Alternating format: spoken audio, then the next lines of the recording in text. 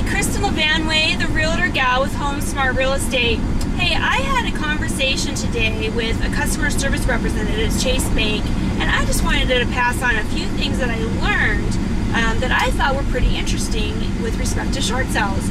I have a listing, it's a short sale listing, and the lender is Chase, so I'm in constant contact with them trying to get this thing approved.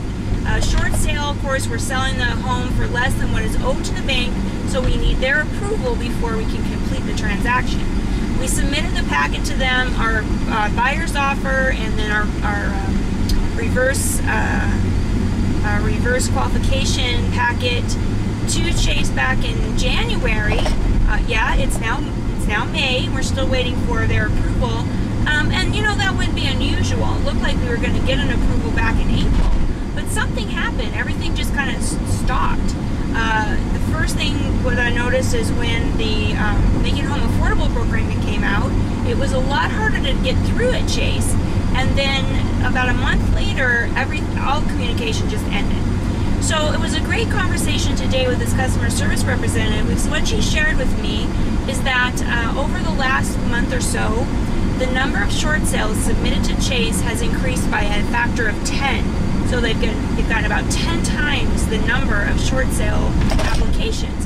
And I would suspect that this is true for all the banks. Now, they take these packets and they go through their process to prepare them to submit to the investors. And then they have to wait for the investors to get back with them with their answer, with their approval. So here's the thing. The investors are most likely getting 10 times the number of short sale requests as well. And the banks and the investors are just not staffed to handle that volume of these short sale packages. So everything's just grinding to a halt.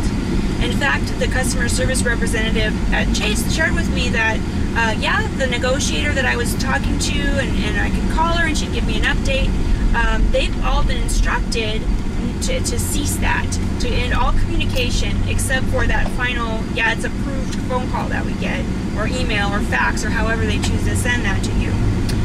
So in the meantime, we're all just in the dark, and we're just going to have to wait and wait and wait for this to get through these very clogged up channels.